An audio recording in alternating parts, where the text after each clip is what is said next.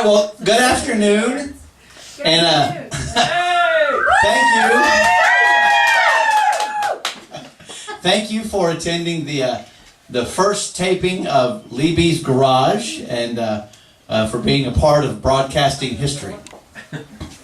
There are days that you will remember for the rest of your life. And this is definitely a day.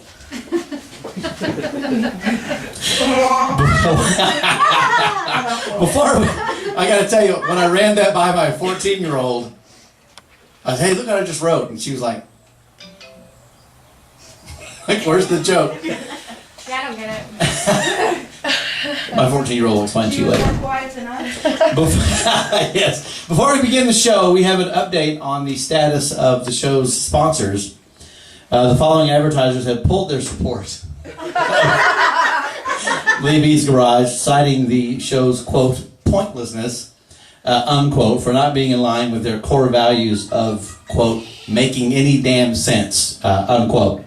The following sponsors who have pulled their support are McDonald's, Ford Motor Company, the upcoming blockbuster motion picture The Hunger Games, opening March 23rd in theaters worldwide. I think that was kind of tricky. I think they got in their sponsorship in the act of revoking their sponsorship. But anyway, Cece's Pizza, the bizarre little fried rice and donuts shop on Old Iowa Park Road. They're no longer a sponsor. The Wichita County Republican Party. Understandable. The Wichita County Democratic Party, that's sort of a disappointment. And the United Way. That said,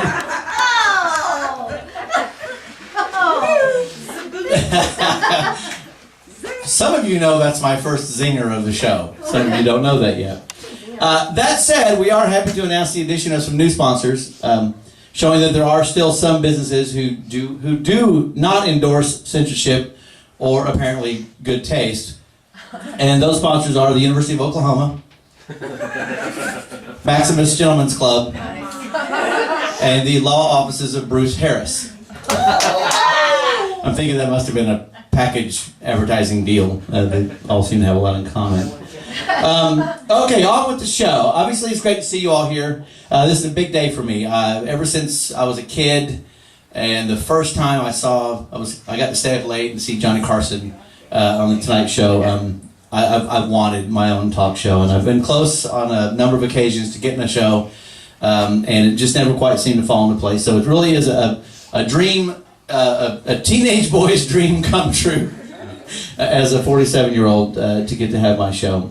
And it really is great to be doing this. And that said, I'm not really sure what this is going to be yet. As you can see, I haven't invested a great deal of energy or resources in what we in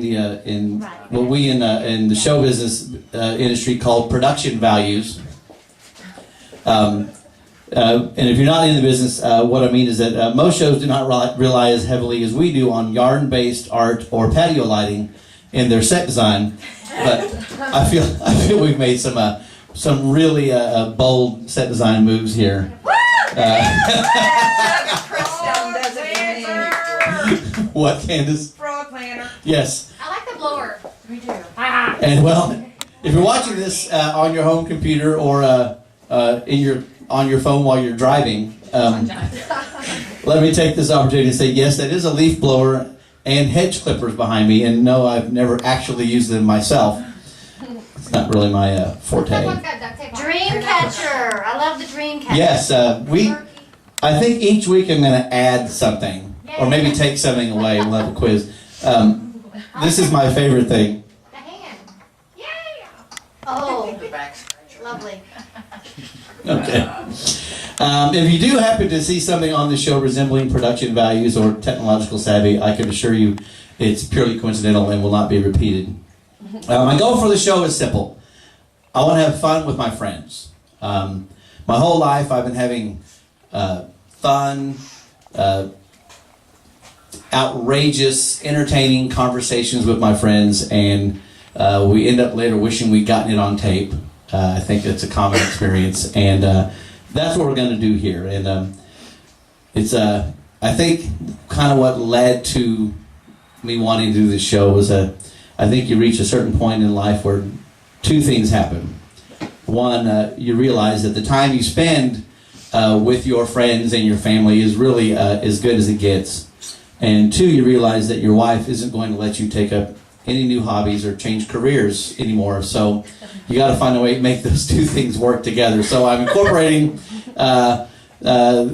my passion for being around my friends and my passion for my wife not kicking my ass into the Beast Garage. And she's nodding in agreement in the background. Candace! Woo! Candace!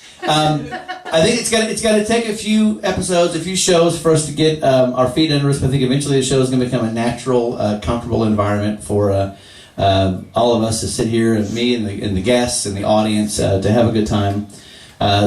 There will be some non-silly stuff. For one of the guests that should be here later are the local representatives, local organizers for this Coney 2012 event, which has sort of been making news in a lot of ways, and they're going to come here and talk about that event. And of course, I think you really have to be delusional to think that politics aren't going to work their way into anything I'm doing. So it isn't all going to be silliness, but the main reason I'm doing this is to have fun. So I want to thank you guys for being here and being a part of this fun.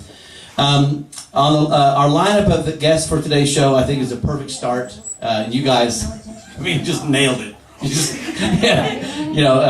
It's an eclectic gathering of great people who are all passionate about what they do. And I think when people, when they're talking about and doing the things that they're passionate about, it's always interesting.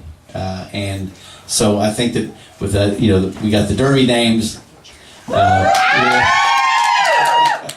and good heavens, it doesn't get more eclectic or passionate than this. And I cannot wait to learn all there is to know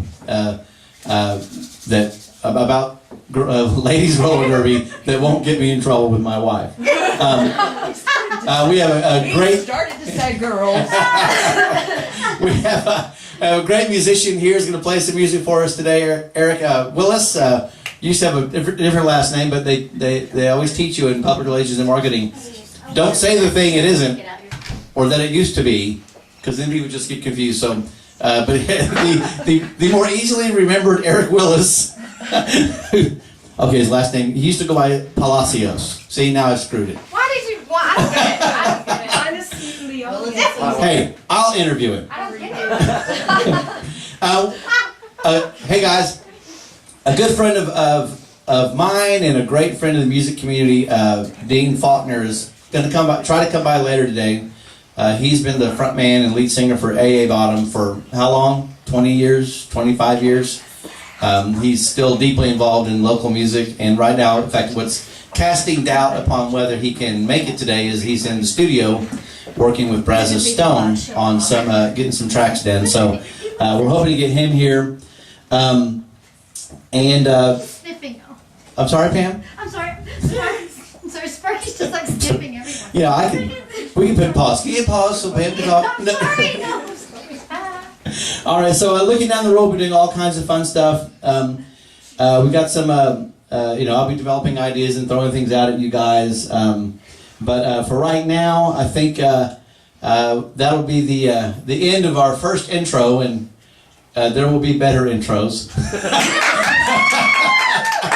So we're going to get our first guest up here, and we'll take a brief break so we can get situated. But when we come back, we'll have the amazingly fabulous Anna Jench up here to talk about Roller Derby Baby.